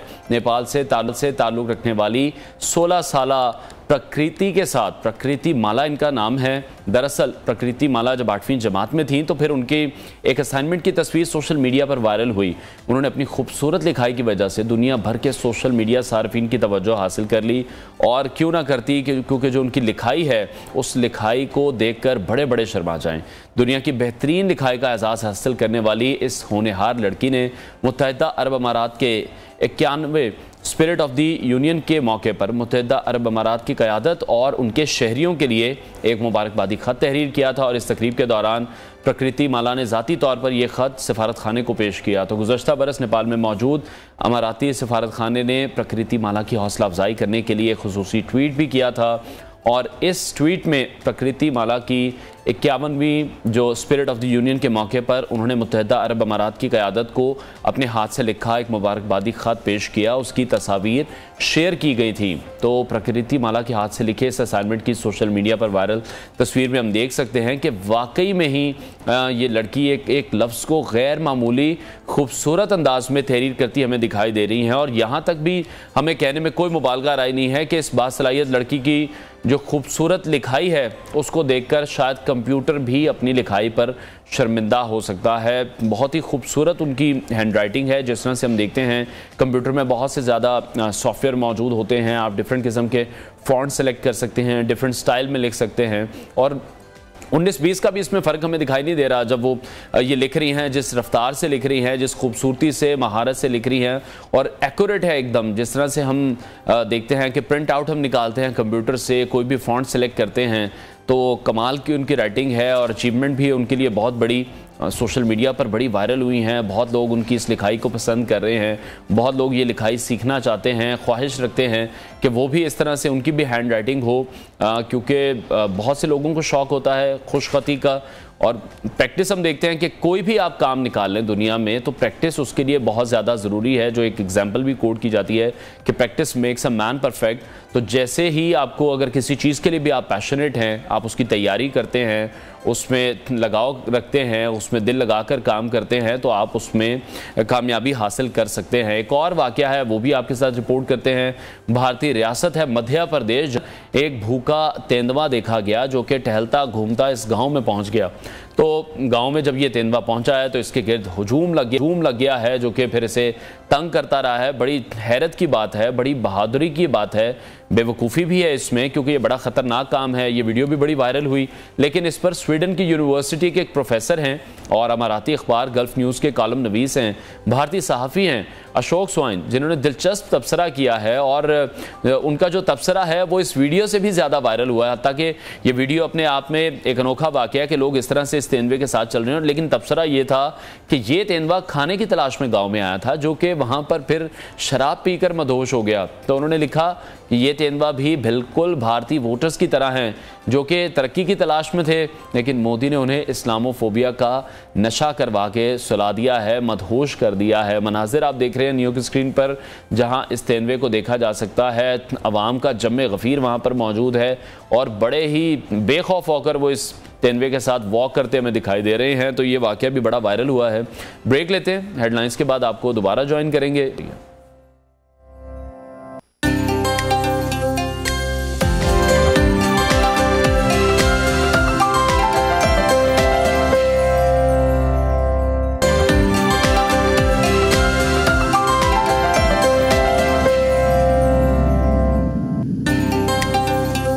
वेलकम बैक नाजरीन। ये साल पाकिस्तानी खिलाड़ियों की बैनुल-अक़वामी सतह पर कामयाबी का साल अगर कहा जाए तो ये बिल्कुल भी गलत नहीं होगा। महदूद वसाइल होते हमारे खिलाड़ियों के पास, लेकिन उसके बावजूद बेहतरीन परफॉर्मेंस देने का जो सिलसिला है वो रोज़ ही जारी है। अब पाकिस्तान को मिक्स्ड मार्शल आर्ट्स में शानदार कामयाबी मिली है। पाकिस्तानी MMA फाइटर अनीता करीम ने लेजेंड्स फाइटिंग चैंपियनशिप में थाई हरीफ को शिकस्त देकर कामयाबी अपने नाम कर ली है। पाकिस्तानी खिलाड़ी अनीता करीम को दूसरे राउंड में ही फतह मिल गई थी। जो इस वक्त न्यूज़ की स्क्रीन पर आप मनाजिर देख रहे हैं, इंतहाई ख़तरनाक मनाजिर हैं। किस तरह से अनीता लड़ती हैं। बीइंग अ गर्ल ये बहुत मुश्किल काम है, बड़ी तैयारी करनी पड़ती है, लड़कों को भी बड़ी तैयारी करनी पड़ती है। लेकिन जिस तरह से उन्होंने, मैं कहूँगा वो खूनो खून कर देने वाला जो मामला है ना, वो अपने हरीफ को कर दिया था, तो आउट क्लास किया है बिल्कुल उन्होंने अपने हरीफ खिलाड़ी को। अनीता करीम हमारे साथ मौजूद हैं, उनसे इस हवाले से मजीद बात करेंगे। अनीता, बहुत आपके वक्त के लिए सबसे पहले आपको बहुत बहुत मुबारकबाद इस जीत के लिए। पाकिस्तान का नाम आपने रोशन किया है। जो मनाजिर मैं देख रहा था, बड़े ही खौफनाक मनाजिर हैं, ख़तरनाक मनाजिर हैं। लड़कियों से हम एक्सपेक्ट नहीं करते हैं इस तरह की फाइटिंग स्किल आपकी माशाल्लाह बहुत ज़बरदस्त हैं। Thank you so much. बस कोशिश कर रहे हैं हम लोग भी। नहीं, बड़ी अच्छी कोशिश कर रही हैं आप, बड़ी मुबारक हो आपको। और जिस तरह से ताबड़तोड़ हमले हम आपको करते देख रहे हैं, बहुत प्रैक्टिस होगी इसमें तो आपकी। जी, हमारी सुबह क्लास होती है और दिन को शाम को क्लास होते हैं, मंडे टू सैटरडे। अच्छा, ये वैसे बड़ा रहमाना सा खेल है। तो सवाल जो मैं करने जा रहा हूँ, कभी रहम नहीं आता फिर अपने हरीफ पर जब हम देखते हैं उसके दांत टूट गए हैं या अगर आंख सूज गई है, नाक तोड़ दिया गया है, कभी रहम आता है फिर उस वक्त पर? फाइट के बाद ऑफ कोर्स फिर जाके मुलाकात वगैरह करते हैं, लेकिन फाइट के दरमियान ये कि अब आगे वाले भी इसी तरह से हमें मारते हैं, तो समझ नहीं आता कि उनको भी रहम आता नहीं आता। तो हम लोग भी बस फाइट्स वगैरह करते हैं। अच्छा, राउंड 2 में मैंने देखा जिस तरह से आप जीत गई हैं, बड़ा मुश्किल होता है, बहुत से राउंड लड़ने पड़ते हैं, लेकिन जल्दी कामयाबी आपको मिल गई क्योंकि आपने उन्हें पकड़ा ही ऐसा है कि दोबारा वो आपकी ग्रिप से निकल ही नहीं सकी। जी अल्हम्दुलिल्लाह। अच्छा, MMA फाइटर बनना तो कोई आसान काम नहीं है, बड़ा मुश्किल काम है। अगर हम लड़कों की भी बात करते हैं, मर्दों के लिए बड़ा मुश्किल है। बहुत इसकी सख्त ट्रेनिंग होती है, बड़ी सख्त प्रैक्टिस करनी पड़ती है, बहुत एक्सपीरियंस इसमें चाहिए, दाव पेच आपको आने चाहिए, एक्सरसाइज आपको बड़ी टफ रूटीन के साथ करनी पड़ती है। तो किस तरह की रूटीन है आपकी, आप किस तरह से प्रैक्टिस करती हैं? जो हमारी ट्रेनिंग होती है वो रोज़ाना 3 से 4 क्लासेस होते हैं हमारे, सुबह और दिन को शाम को। तो पूरा टाइम हम लोग ट्रेनिंग में मतलब लगे रहते हैं। सिर्फ संडे हमें लाइक ऑफ मिलता है, उसमें बस रिकवरी हो गई और घर के इधर उधर काम हो गए, बाकी ट्रेनिंग पे ज़्यादा फोकस होता है। अच्छा, जितनी भी हम स्पोर्ट्स देखते हैं, जितनी भी हम एक्सरसाइजेस की बात करते हैं, injuries are part of every training और एवरी स्पोर्ट। तो ये तो है भी खेल लड़ाई का, इसमें बहुत सी इंजरीज हो जाती होंगी। मैंने बहुत सुना है कि नाक तो डेली बेसिस पर लोगों के टूटते हैं, उंगलियां टूटती हैं। इंजरीज होती है, लेकिन ड्यूरिंग द ट्रेनिंग ज्यादा इंजरीज होती है बिनिस्बत फाइट पे। तो ये है कि रिकवरी वगैरह फिर हम लोग कर लेते हैं। अभी ये है कि थोड़ी सी नी का मुझे थोड़ा सा इशू है, तो वो पहले मेरी इंजरी हुई थी ट्रेनिंग के टाइम, तो थोड़ा सा मुझे मसला करता है। बट ये है कि 2-3 दिन रेस्ट के बाद फिर दोबारा ठीक हो जाता है और दोबारा बस ट्रेनिंग स्टार्ट होती है हमारी।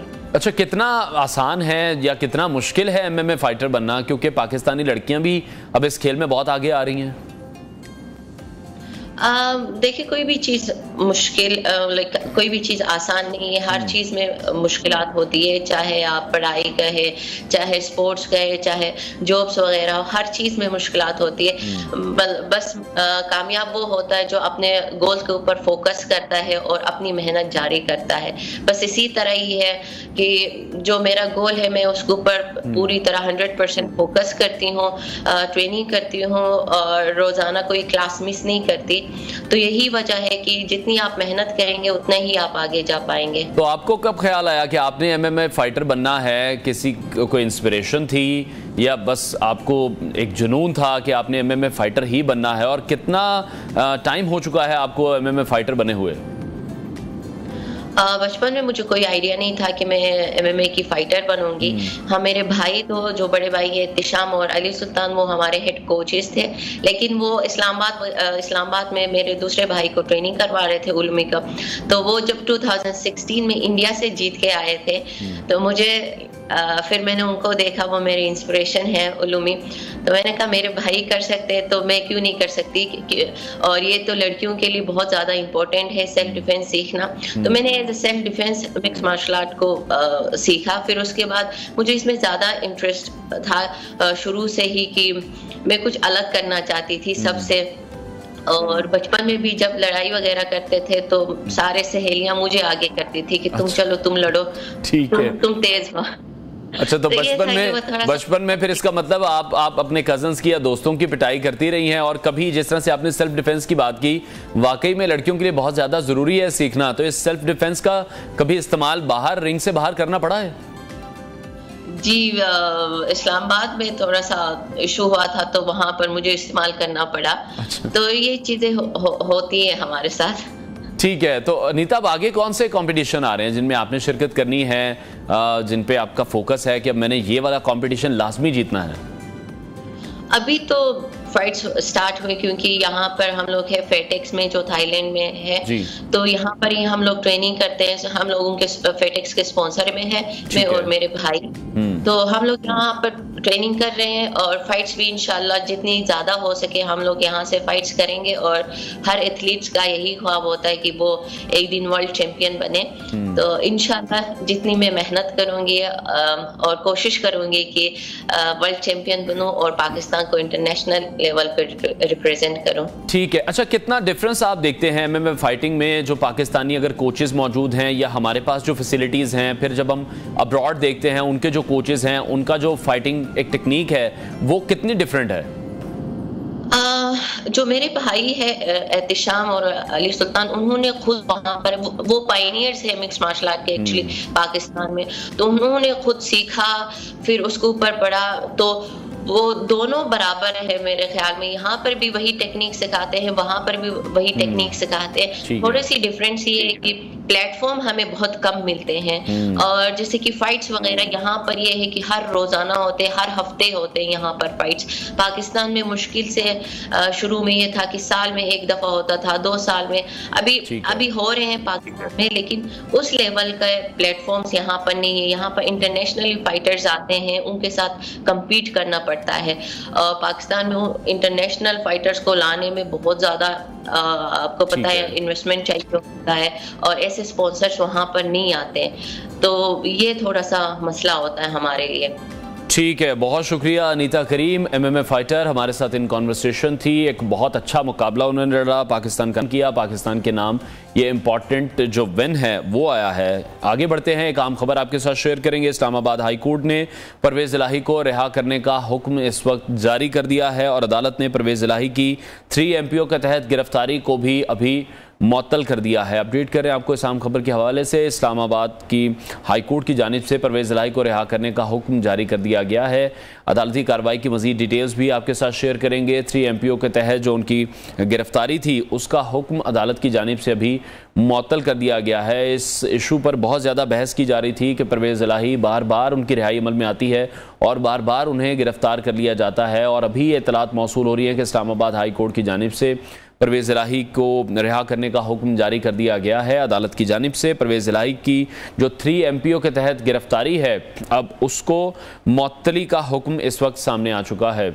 अपडेट करें आपको इस अहम खबर के हवाले से। इस्लामाबाद हाई कोर्ट ने परवेज़ इलाही को रिहा करने का हुक्म जारी कर दिया है और इस हवाले से जो मज़ीद डिटेल्स हैं वो भी आपके साथ शेयर करेंगे। एक और न्यूज़ है जो हम आपके साथ शेयर करने जा रहे हैं, जहां पर मुअम्मर कज़ाफ़ी को देखा गया है, जो कि लोगों के लिए बड़ा हैरान कुन था। उनसे बिल्कुल मुमासला रखता हुआ ये शख्स है जिसे आप न्यूज़ की स्क्रीन पर इस वक्त देख रहे हैं और हाथ लहराते आपको दिखाई दे रहे हैं। लोगों की जानिब से उन्हें बड़ा प्यार यहाँ पर दिया गया है और लोग उनके इर्द गिर्द इकट्ठे हो गए उन्हें देख के, क्योंकि मुअम्मर कज़ाफ़ी के जो हम शक्ल हैं इस वक्त लीबिया में काफ़ी तवज्जो के मरकज़ बने हुए हैं। लीबिया के दारुल हुकूमत में मौजूद इस शख्स की शक्ल के अलावा इसके जो बाल हैं वो हम देख रहे हैं, ढाल है और जो अंदाज़ है वो भी मुअम्मर कज़ाफ़ी से ही मिलता जुलता है। इस शख्स को देखकर कई लोगों की जानिब से फिर सियासी नारे भी लगाए गए और उसके साथ पसंदीदगी का इजहार भी किया गया। सोशल मीडिया पर ये वीडियो बड़ी वायरल हुई है और लोग बड़े हैरान हो गए थे ये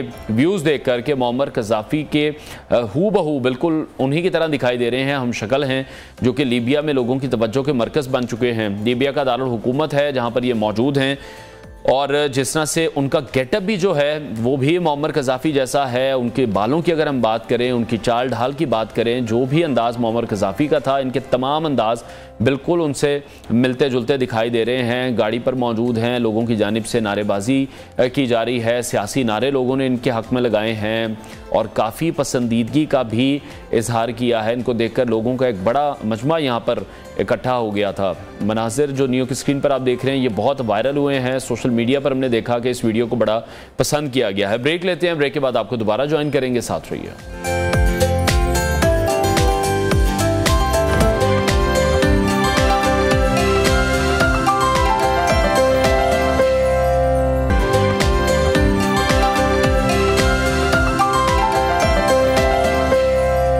वेलकम बैक। अहम खबर शामिल करेंगे। इस्लामाबाद हाई कोर्ट ने परवेज़ इलाही को रिहा करने का हुक्म जारी कर दिया है। अदालती कार्रवाई से मुतालिक मजीद अपडेट्स लेंगे ज़िशान सैयद से। ज़िशान बताएगा। ज़िशान से एक बार फिर से रब्ता कायम करने की कोशिश करेंगे। अदालत ने परवेज़ इलाही की 3 MPO के तहत गिरफ्तारी का हुक्म मुअत्तल कर दिया है। अहम फैसला सामने आया है इस्लामाबाद हाई कोर्ट की जानिब से, जहां परवेज़ इलाही को रिहा करने का हुक्म जारी कर दिया गया है। अदालत ने परवेज़ इलाही की 3 MPO के तहत गिरफ्तारी का हुक्म मुअत्तल कर दिया है। बारहा परवेज़ इलाही रिहा हुए और बारहा परवेज़ इलाही को गिरफ्तार भी किया गया। अभी अदालत की जानिब से हुक्म सामने आया है कि परवेज़ इलाही को रिहा कर दिया जाए। अदालत की जानिब से परवेज़ इलाही की 3 MPO के तहत गिरफ्तारी का हुक्म मुअत्तल कर दिया गया है। इस्लामाबाद हाई कोर्ट ने परवेज़ इलाही को रिहा करने का हुक्म जारी कर दिया है। अदालत ने परवेज़ इलाही की 3 MPO के तहत गिरफ्तारी का हुक्म मुअत्तल कर दिया है। इस हवाले से मज़ीद हम डिटेल्स भी लेंगे। हमारे कॉरेस्पॉन्डेंट कुछ ही देर में हमारे साथ मौजूद होंगे। इस्लामाबाद हाई कोर्ट की जानिब से परवेज़ इलाही को रिहा करने का हुक्म जारी कर दिया गया है।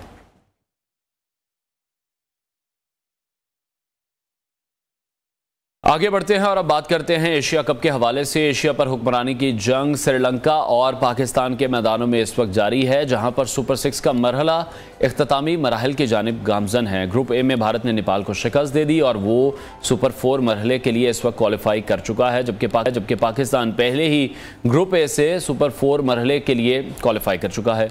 ग्रुप बी अब तक डेथ पूल बना हुआ है, जहां किसी भी टीम ने सुपर 4 मरहले के लिए अभी तक क्वालिफाई नहीं किया। इंतजार किया जा रहा है श्रीलंका और अफगानिस्तान के दरमियान आज फैसला कुन मैच खेला जाएगा, जिसमें ग्रुप 4 की टीमों का हतमी फैसला भी हो जाएगा। ये सनसनीखेज मैचेस का जो मज़ा है वो बारिशों ने ख़राब कर दिया है। जिस तरह से पाकिस्तान और भारत के दरमियान खेले जाने वाला जो हाई वोल्टेज मैच था, जिस तरह से वो ड्रॉ हुआ है, उसके सदमे से अभी तक शायकीन क्रिकेट, वो पाकिस्तान में मौजूद हों, भारत में मौजूद हों या पूरी दुनिया में मौजूद हों, अभी तक इस सदमे से बाहर नहीं आए हैं। और इस पर एशियन क्रिकेट काउंसिल के जो सदर हैं जय शाह, शायकीन क्रिकेट के निशाने पर हैं। शदीद तनकीद का उन्हें निशाना बनाया जा रहा है कि अपनी ईगो की वजह से और हठधर्मी की वजह से, सियासी फ़ायदा लेने के लिए जो ये फैसला किया गया है कि वो पाकिस्तान किसी भी सूरत आकर नहीं खेलेंगे, उसका खुमियाजा क्रिकेट फैंस को, क्रिकेट लवर्स को भुगतना पड़ रहा है। लेकिन दूसरी तरफ सोने पर सुहागा ये है कि महकमा मौसमियात ने मूसलाधार बारिशों की पेशगोई कर दी है, जिसके बाद कोलंबो से सुपर 4 के जो मैचेस हैं वो किसी और जगह मुंतकिल करने पर गौर शुरू कर दिया गया है। अगले 24 से जो 48 घंटे हैं उसमें मैचेस के मकामात का हतमी तयन भी कर लिया जाएगा। चेयरमैन पीसीबी की जानिब से भी ज़का अशरफ ने एशियन क्रिकेट काउंसिल से रब्ता किया, जिसमें जो बकिया मैचेस थे वो पाकिस्तान मुंतकिल करने की उन्होंने दरख्वास्त की है। लेकिन लगता नहीं है कि उनकी इस दरख्वास्त को माना जाएगा, क्योंकि जिस तरह से पहले इंडिया हठधर्मी का मुजाहरा कर चुका है और पाकिस्तान आने से साफ इनकार कर चुका है, अब नहीं लगता कि वो किसी भी सूरत एशिया कप को पाकिस्तान शिफ्ट होने देंगे। ज़का अशरफ का कहना था कि एशिया कप बहुत बड़ा टूर्नामेंट है, इसको बारिश की नज़र न किया जाए, जिसके जवाब में एशियन क्रिकेट काउंसिल के सदर जय शाह ने गौर करने की यकीन दहानी करवाई है। श्रीलंका में बादलों का राज है, यूएई में मौसम की सख्ती है, भारतीय क्रिकेट बोर्ड के जो बड़े हैं वो पाकिस्तान के दौरे पर आए हैं। क्या एशिया कप के जो मैचेस की पाकिस्तान में मुंतकली है उसकी उम्मीदें रोशन होने जा रही हैं? इमरान मानी स्पोर्ट्स एनालिस्ट हमारे साथ स्टूडियोज में मौजूद हैं, उनसे इस हवाले से बात करते हैं। इमरान, बहुत शुक्रिया आपके वक्त के लिए। सारी गुफ्तगू आपने मुलाहिजा की है, आपको क्या लग रहा है, कोई पॉसिबिलिटी बन सकती है कि जो मैचेस हैं ये किसी भी तरह पाकिस्तान शिफ्ट अगर हो जाए? बहुत मुश्किल है। अच्छा। बहुत मुश्किल है। उसकी वजह यह है, देखें, एशियन क्रिकेट काउंसिल या बीसीसीआई, अगर आप उसकी बात करते हैं तो वो फैसले वहाँ नहीं होते हैं, फैसले भारत के ऐवानों में होते हैं। और जय शाह साहब जो सेक्रेटरी हैं भारतीय क्रिकेट बोर्ड के, वो खुद भी पॉलिटिशियन हैं।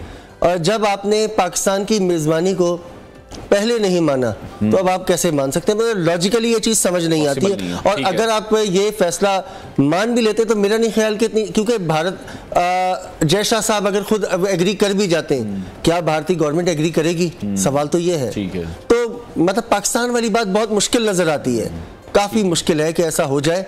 हाँ, इम्कान यही है, बल्कि तकरीबन फैसला हो चुका है। जो मैचेस हैं वो हम्बन टूटा में जा रहे हैं, जो उनका सरहदी शहर है, वहाँ पे चूंकि थोड़ा सा ड्राई वेदर रहता है, वहाँ पे बारिशें इतना नहीं होती हैं। कोलंबो में क्योंकि इस वक्त नॉट ओनली के मतलब बारिश बल्कि अर्बन फ्लडिंग जो है वो जारी है इस वक्त। और ग्राउंड के इंतहाई जो करीबी इलाके हैं, चंद किलोमीटर्स के जो रेडियस है, वहाँ पे बहुत ज्यादा अर्बन फ्लडिंग ऑप्शन में नहीं है, क्योंकि कह रहे वहाँ पर बहुत ज्यादा गर्मी है। देखिए, अब ये बात वहीं आ जाती है, बात वहीं आ जाती है कि जब पाकिस्तान ये बात कह रहा था, पहले पाकिस्तान ने अपनी तहफ़्फ़ुज़ात का इजहार किया था श्रीलंका में मैचेस कराने पे, लेकिन उस वक्त जो है भारत की भी हठधर्मी थी। यहाँ इंतहाई अफसोस के साथ कि श्रीलंका का किरदार भी थोड़ा जो है वो नहीं था। हालांकि पाकिस्तान और श्रीलंका के जो क्रिकेटिंग रिलेशंस हैं हमेशा बड़े मिसाली रहे, बहुत अच्छे। यानी कि जब 96 का वर्ल्ड कप था, इन्फ्लुएंस है ना, आप जानते हैं। मैं एक चीज वो बता रहा हूँ, क्रिकेट बोर्ड का एक हवाला आपको, एशिया कप देखें ना, बर्बाद कर दिया इसी चक्कर में। बिल्कुल, क्या आप देखें, जब 96 का वर्ल्ड कप था उस वक्त पाकिस्तान और इंडिया की जॉइंट टीम गई थी इजहार यकजहती के लिए वहां पे, क्योंकि ऑस्ट्रेलिया ने इनकार कर दिया था वेस्ट इंडीज ने वहां जाने से। उसके बावजूद श्रीलंका ने अब जो यहाँ पर रवैया रहा, आपकी बात सही है कि भारत का जो इन्फ्लुएंस, क्योंकि देखिए एशियन क्रिकेट काउंसिल जो है वो भी, उसके ऊपर भी भारत का राज है। और वैसे भी जो क्रिकेटिंग वर्ल्ड है वो हमारे साथ आजकल स्पोर्ट्स शो में होते हैं बासित अली साहब, तो समटाइम उनका वो अक्सर ये मिसाल देते हैं कि वो भारत को क्रिकेट की IMF कहते हैं, कि वो कहते हैं कि आप IMF से टक्कर कैसे ले सकते हैं। तो बात वजह है, बड़ी अच्छी एग्जांपल उन्होंने दी। अच्छा, कल का मैच भी हमने देखा बारिश की वजह से खराब हो गया, तो ये इंडिया बारिश की वजह से कब तक उनको फेस सेविंग एक मिलती रहेगी? जिस तरह से नेपाल कल खेला, उन्होंने हैरान किया है बाकी तमाम टीमों को भी, क्योंकि अब जब पाकिस्तान नेपाल से मैच जीता था तो भारतीय मीडिया या वहां के जो लोग थे वो ये कह रहे थे कि नेपाल तो जी बड़ी हल्की सी टीम है। तो जब वो हल्की सी टीम इंडिया के खिलाफ आई है तो वो अच्छा स्कोर करने में कामयाब हुए हैं, लेकिन बारिश की वजह से मुझे लगता है एक फेस सेविंग फिर से मिली इंडिया। नहीं, खैर ये थोड़ा सा वो मतलब ये नहीं कह सकते कि फेस सेविंग हो गई। बहरहाल भारत एक जो भी इख्तिलाफात हैं या जो भी चीजें वो एक तरफ है, बहरहाल भारत जो है नो डाउट एक मेरिकल ही होता है कि अगर नेपाल जीत जाता है, एक मेरिकल होता है ये। लेकिन यहाँ पे तारीफ बनती है नेपाल की, भारत पे वो करने से ज्यादा नेपाल के जिस तरह नेपाल ने परफॉर्म किया और जिस तरह स्टार्ट उन्होंने लिया था वो बड़ा एक काबिल तारीफ है। और इसी तरह जैसे उन्होंने पाकिस्तान के खिलाफ बॉलिंग में शुरू में डोमिनेट किया था और अर्ली विकेट्स ली थी, तो मतलब ये चीज है कि एक देखिए पता है क्या, जो नई टीम्स आती हैं, ये जो अब एसोसिएट तो खैर इनको नहीं कह सकते कि ये जब आती हैं क्वालिफायर के तौर पर आती हैं तो इनके अंदर एक वो होती है, एक एनर्जी होती है, कुछ कर दे, क्योंकि देखें इनके पास गवाने के लिए कुछ नहीं होता, इन्होंने अपना कुछ गेन करना होता है तो वो कोशिश करते हैं। और दूसरा क्या होता है, बाज टीमों के लिए जैसे पाकिस्तान हो गया, इंडिया हो गया, चले श्रीलंका, अफगानिस्तान या बांग्लादेश, इनसे फिर भी इनके मैचेस पड़ते रहते हैं किसी भी क्वालिफायर में या कहीं। पाकिस्तान, इंडिया या बड़ी दीगर टीमें इनसे मतलब इनके लिए ये टीमें आउट ऑफ सिलेबस होती हैं। नेपाल हो गई या जैसे मलेशिया हो गई या ये टीमें समटाइम तो ये आउट ऑफ सिलेबस होती है, तो समटाइम ये भी वजह होती है जो शॉक कर देती है। कोई एक आध बॉलर जो है वो क्लिक कर जाता है, वो समझ नहीं आ रहा होता, तो ये चीजें होती हैं। अच्छा, जिस तरह से पाकिस्तान इंडिया के मैच की हम बात कर रहे थे, 2 सितंबर को जो हुआ वो हम सब नहीं देखा, पाकिस्तानी टीम की परफॉर्मेंस अच्छी रही, जिस तरह से हमारे पेसर्स ने विकेटें उड़ाई हैं, सेकंड इनिंग्स नहीं हो सकी, ब्रॉडकास्टर्स भी प्रेशर नहीं डाल पा रहे बीसीसीआई पर। देखिए ब्रॉडकास्टर्स जो है ना वो भी तो उनका बड़ा नुकसान हुआ। ब्रॉडकास्टर्स में भी भारत की अच्छी खासी जो डोमिनेशन है, जो ब्रॉडकास्टर्स हैं उनके वो भी मतलब देखें ना, ब्रॉडकास्टर्स भी किस तरह प्रेशर डालेंगे, क्योंकि वो भी अगर अपना जो गेन कर रहे हैं या जो उनका भी जो बिजनेस है वो भी अच्छा खासा जो डिपेंड करता है वो भारत के मतलब एक जॉइंट उनका वो है, तो वो भी प्रेशराइज नहीं कर सकते। दूसरी बात देखें, पाकिस्तान इंडिया का जब भी मसला आता है तो वहां पर बात क्या है कि पॉलिटिकल उस पर चली जाती है। प्रॉब्लम ये है असल जब तक इंडियन क्रिकेट बोर्ड खुद से फैसले नहीं लेगा, इंडियन क्रिकेट बोर्ड इंडिपेंडेंटली चीजों को नहीं देखेगा, तब तक ये मसले सॉल्व या भारत में अगर गवर्नमेंट चेंज होती है उसके बाद शायद कुछ सोचा जा सकता है। जैसे माजी की हमारे पास एग्जाम्पल्स है, खैर वो बात कहीं और चली जाती है। अभी फिलहाल जो मौजूदा जो वहाँ रजीम है उसके होते हुए तो बहुत मुश्किल लगता है। हाँ, अभी जैसे राजीव शुक्ला साहब आए हैं या रॉजर बेनी आए प्रेसिडेंट बीसीसीआई, तो एक ये अपनी जगह की हेल्दी साइन जरूर है बायलैटरल क्रिकेट के लिए।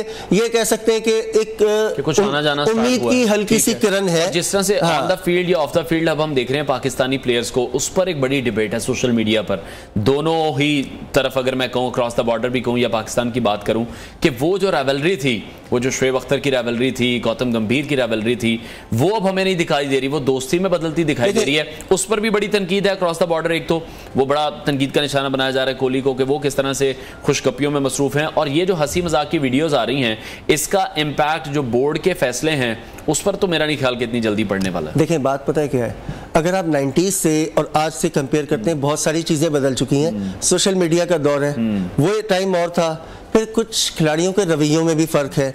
उस वक्त मैं ये नहीं कहता कि आज लेजेंड्स नहीं है या आज बड़े प्लेयर नहीं है, लेकिन उस वक्त जो थे वो दोनों तरफ ही, जैसे इधर अगर वसीम अकरम थे या वकार यूनुस थे तो वहाँ सचिन तेंदुलकर थे, इस तरह वरिंदर सहवाग थे, फिर शोएब अख्तर, यानी बहुत सारे बड़े नाम थे। मतलब जिसको सादे अल्फाज में कहे, हर कोई तुर्रम खान था, हाँ, हर कोई अपने आप में एक चैंपियन था। तो उस वक्त उनके कुछ प्लेयर्स की बहुत सारी चीजें, अब मैं यहाँ वो लफ्ज कहना नहीं चाह रहा कि क्रिकेटर्स के बैकग्राउंड पे मिसिंग है, हाँ, वो चीजें थी। लेकिन अब क्या है, अच्छा एक और चीज भी है, जो कुर्बतें कह लें या जो थोड़ी वो चीजें कम हो रही है, उसकी एक वजह यह है कि आप देखें 2021 से लेके या 2017 के बाद से पाकिस्तान इंडिया कुछ अरसे बाद या रेगुलर बेसिस में कहीं ना कहीं आमने सामने आते रहे, चाहे अब टफ टाइम दे रहा है, एसीसी या आईसीसी के प्लेटफॉर्म पे आमने सामने आते रहे। एक तो वजह ये, जब आपके क्रिकेटिंग रिलेशंस बढ़ते हैं तो ऑटोमेटिकली जो दूसरी चीजें होती हैं वो कम होती जाती हैं, जो आपकी दूरियां होती हैं या जो आपकी थोड़ी राइवलरी वो कम हो। अच्छा, दोस्ती पहले भी थी, जैसे हम शोएब अख्तर के बड़े किस्से सुनते हैं, वीरेंद्र सहवाग के जब हमने किस्से सुने, या हरभजन सिंह के, तो बताते थे कि हम खाना साथ खाते थे, हम कमरों में साथ होते थे, लेकिन अब हम देखते हैं दूसरे का बहुत रिगार्ड हमेशा के सामने अब एग्जैक्टली पहले भी रिगार्ड जो है ऑफ द फील्ड हमेशा से रहा है। ग्राउंड के अंदर एक वो होता था, some time heat of the moment में चीजें आगे भी चली जाती थी। अच्छा एक चीज और है, एक तो ये कि रेगुलर बेसिस पे खेल रहे हैं तो उसकी वजह से चीजें कम हो रही है, मिनिमाइज हो रही है। दूसरी चीज क्या है कि अब पाकिस्तान भी बराबरी के लेवल पर है, अप्रिशिएट कर रहे हैं एक दूसरे की परफॉर्मेंसेस को। पहले क्या था कि इंडिया को थोड़ा सा ये भी जोम था कि वो ही जीत रहा था। जब 2017 की चैंपियंस ट्रॉफी में आपने हराया, देन आपने जो एक वर्ल्ड कप का चाहे 50 ओवर हो या 20 ओवर हो, आपने एक वो जो एक बैरियर था वो भी खत्म कर दिया जो 2021 में और बड़ा कन्विंसिंगली पाकिस्तान ने हराया। देन एक आध मैच और भी आपने हराया। अब उसके बाद क्या वो क्या कहते हैं कि अब बराबरी की बुनियाद पे बात हो रही है, तो अब ये चीज ने भी काफी हद तक इन चीजों को कम किया। अच्छा, अब मैच की बात कर लेते हैं। 10 सितंबर को एक बहुत बड़ा मार्का होने वाला है। वेन्यू का तो हमें नहीं आइडिया कि अब कहां पर मैच होगा, बट मैच जरूर होगा। तो इस मैच को क्या अब हमें तैयारी करके जाना है? क्योंकि जब हमने हमारे पेसर्स ने 4 उनके बैट्समैन आउट कर लिए थे शुरू में ही, एक प्रेशर बिल्डअप हो गया था, लेकिन उसके बाद जो एक टोटल करने में वो कामयाब हो गए, वो समझ में नहीं आ रहा था किसी को भी कि बाबर क्या बैकफुट पर चले गए हैं, एक दिफाई हिकमत अमली नहीं थी। वही मैं सवाल करना चाह रहा हूँ, क्योंकि तनकीद ये हो रही है कि 3 फास्ट बॉलर नहीं, हमें 4 फास्ट बॉलर चाहिए, या हमें अब्दुल रज़ाक जैसा कोई प्लेयर चाहिए, अजहर महमूद जैसा एक प्लेयर लाजमी हमें चाहिए। देखिए एक चीज पहले तो मैं एक बताऊं कि हमारे यहाँ ये बड़ा आसान होता है जब मैच शुरू होता है ना, मैच देखने के बहुत आसान है, ये तो जब चीजें शुरू हो जाती हैं उसके बाद तनकीद फिर शुरू हो जाती है यार ये। और मजे की बात है कि जिन चीजों को आप हाईलाइट कर रहे होते हैं दूसरे दिन आप उसी की मुखालफत कर रहे होंगे।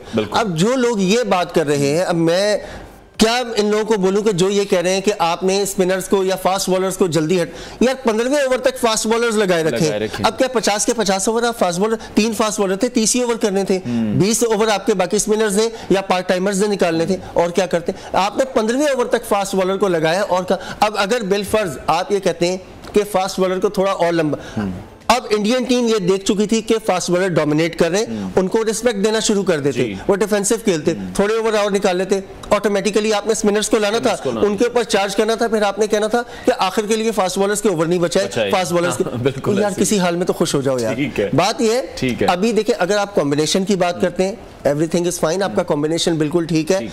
कॉम्बिनेशन में मेरा नहीं ख्याल कि आपको विनिंग कॉम्बिनेशन को स्पिनर्स का प्रॉब्लम क्या हुआ, स्पिनर्स की उससे पिछले मैच में शादाब की 4 विकेटें थी।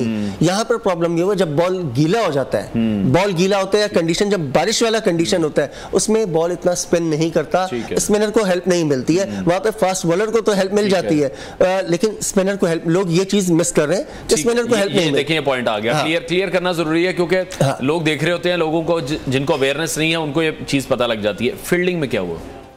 फील्डिंग में फील्डिंग में ये फील्डिंग एक्स्ट्रास दिए, फील्डिंग की वजह से भी कम से कम हमने 30-40 रन दिए। फील्डिंग में आपके लूप होल से इसको आपको ओवरकम करना, हालांकि ये देखिए अच्छी चल रही थी। वो प्रॉब्लम वही हुआ जब 4 आउट के बाद थोड़ा सा उन्होंने चार्ज करना शुरू किया ना, उनका मोमेंटम। अच्छा इंडिया को यहाँ एक चीज का क्रेडिट जाएगा, एक फर्क जो पाकिस्तान में अक्सर नजर आता है या इंडिया में इस वक्त वो बेहतरी हमें नजर आई, वो ये कि 4 आउट हो गए थे, उसके बाद भी उनका जो स्कोर बोर्ड है वो रुका नहीं, वो स्ट्राइक रोटेट करते रहे। यानी शुरू में उन्होंने सिंगल डबल, देन उन्होंने डाउन द ट्रैक जाकर भी खेला, आउट ऑफ द पार्क भी गया, मतलब सारी चीजें थी। तो आपको ये चीजें जो है ना, ये थोड़ा सा पाकिस्तान में अब जब उन्होंने चार्ज करना शुरू किया, आपके फील्डर्स थोड़ा सा वहां प्रेशर में आए, थोड़ा सा फिर ग्राउंड की भी कंडीशंस ऐसी थी कि थोड़ा सा स्लिपरी भी था ये चीज, बिल्कुल। तो उसकी वजह से भी, लेकिन इसमें आपको थोड़ी बेहतरी की जरूरत है। ठीक है, यानी कि अगला जो मैच है उसमें फिर प्लानिंग कहीं ना कहीं बाकी जो विनिंग कॉम्बिनेशन है इसको मेरा नहीं ख्याल कि आपको टच करना चाहिए, इसको नहीं, आपको इसी के साथ जाना चाहिए। ठीक है, बहुत शुक्रिया। स्पोर्ट्स एनालिस्ट इमरान मानी हमारे साथ इन कॉन्वर्सेशन। ब्रेक लेते हैं, ब्रेक के बाद आपको दोबारा ज्वाइन करेंगे, साथ रहिए।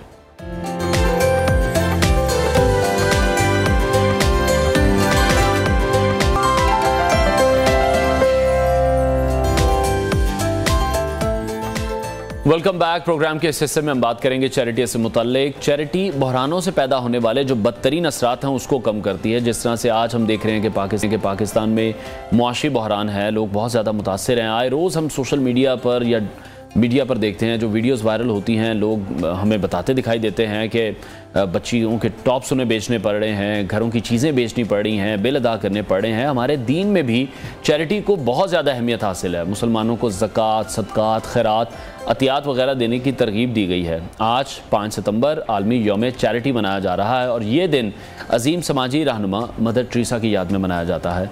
पाकिस्तानी कौम भी चैरिटी के कामों में बढ़ चढ़कर हिस्सा लेती है।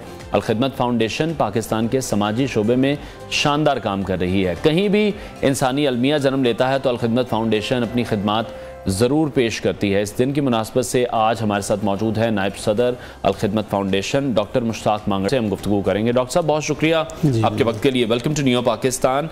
चैरिटी का जो बुनियादी मकसद है वो तो ये है कि वो हकदार लोगों तक पहुँचनी चाहिए, उसका एक शफाफ तरीक़ेकार होना चाहिए जिस तरीके के तहत अल खिदमत फाउंडेशन काम कर रही है। बहुत शुक्रिया जी। एक तो पहली बात यह है कि ये जो चैरिटी का एक लफ्ज़ है ना, ये बहुत वसी एक मानी रखता है। इसमें सिर्फ और सिर्फ माली मदद शामिल नहीं है, इसमें किसी की भी किसी भी तरीके से कोई भी मदद करना, उसकी साइकोलॉजिकल मदद करना, उसकी रहनुमाई करना, किसी को रास्ता दिखा देना, किसी के साथ हमदर्दी के 4 बोल बोलना, किसी की इजाज़त करना, ये सारे काम जो हैं ये चैरिटी के बहुत वसी तनाज़र में, वसी अम्ब्रेला के अंदर आते हैं। माली तौर पर किसी की मदद करना ये पहला है। दूसरा, चैरिटी के अंदर ये है कि ये आम तौर पर हम ये तसव्वुर करते हैं कि हम उन लोगों तक ये काम करते हैं जिनको हम जानते नहीं हैं। जिनको हम जानते हैं, हमारा ख़ानदान है, उनका तो हम पर फ़र्ज़ बनता है उनकी खिदमत करना। तो इसलिए ये दुनिया में किसी भी दौर के अंदर ये इसका तसव्वुर ख़त्म नहीं हुआ।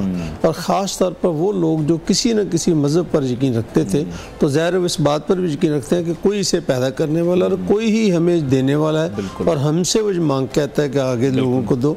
तो फिर ये तसव्वुर जो है ये सदा से मौजूद है और कहीं कम या कहीं ज़्यादा, कहीं इनफरादी तौर पर, कहीं इज्तिमाई तौर पर, दोनों तरह से ये काम हो रहा है। ठीक है। अच्छा, जानना मैं चाहूँगा अल खिदमत फाउंडेशन जिस तरह से 1990 से बतौर रजिस्टर्ड NGO काम कर रही है, इस अरसे में अल खिदमत ने माशरे में जो किरदार अदा किया, पहले मैं चाहूँगा आप उस पर रोशनी डालें।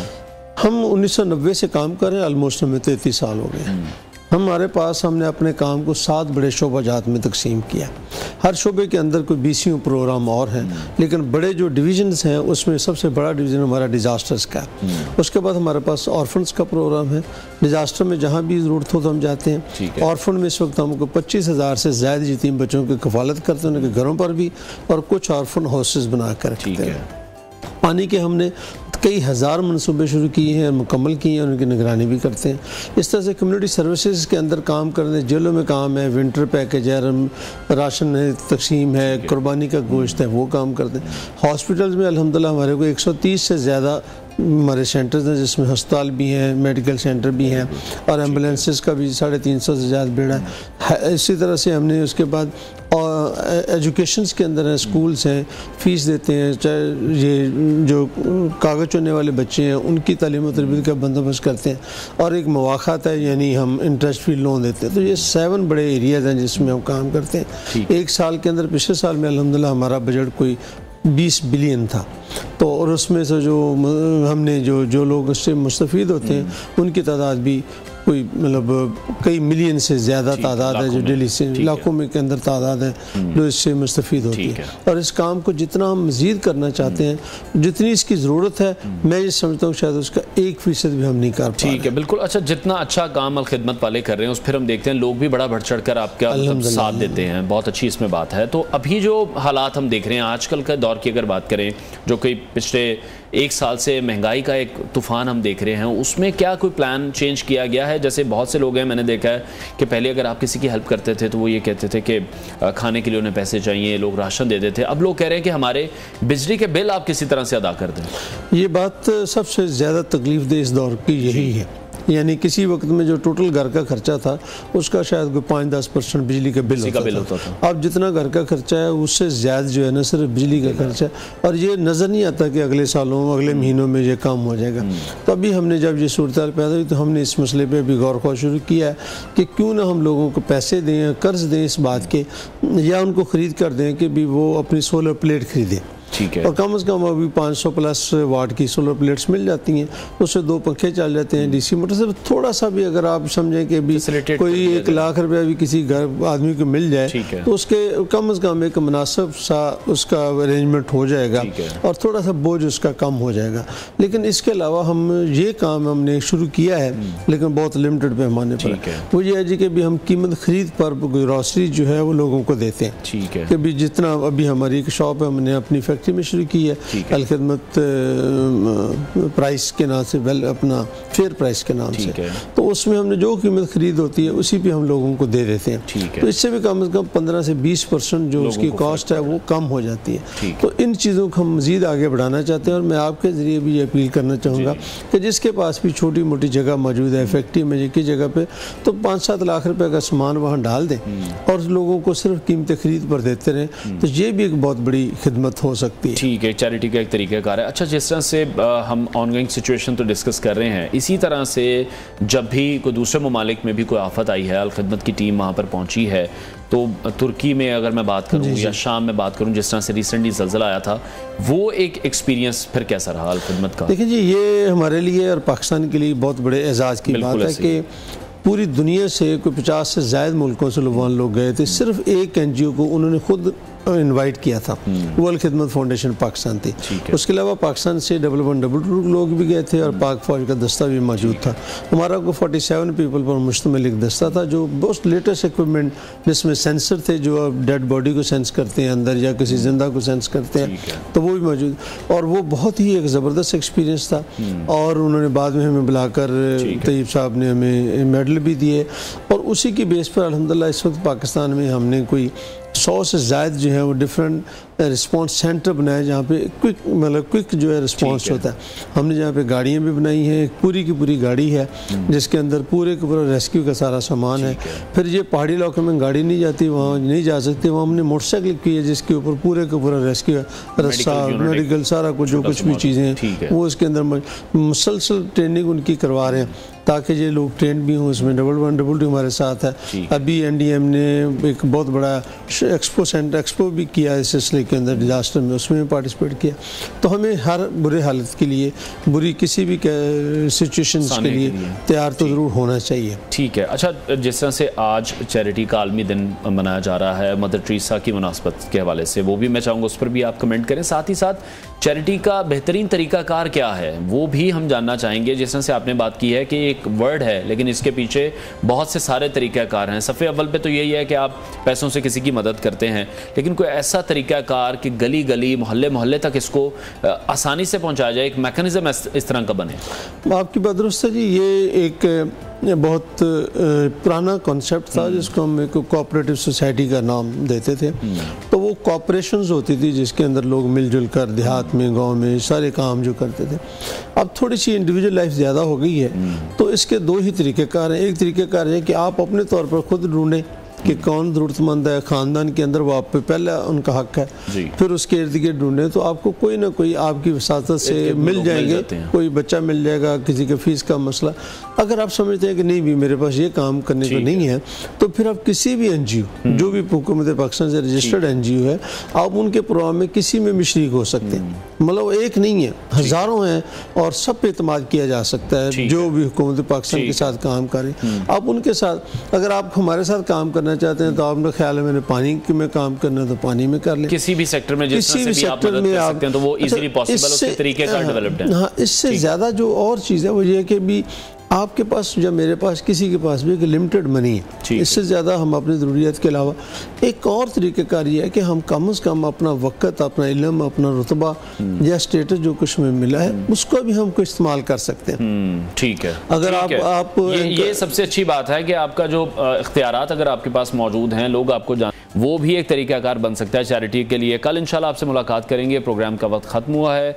नायब सदर अलखिदमत फाउंडेशन डॉक्टर मुश्ताक मांगड़ हमारे साथ इन कॉन्वर्सेशन थे। आपका बहुत शुक्रिया। अपना बहुत सारा ख्याल रखिए। अल्लाह हाफ़िज़।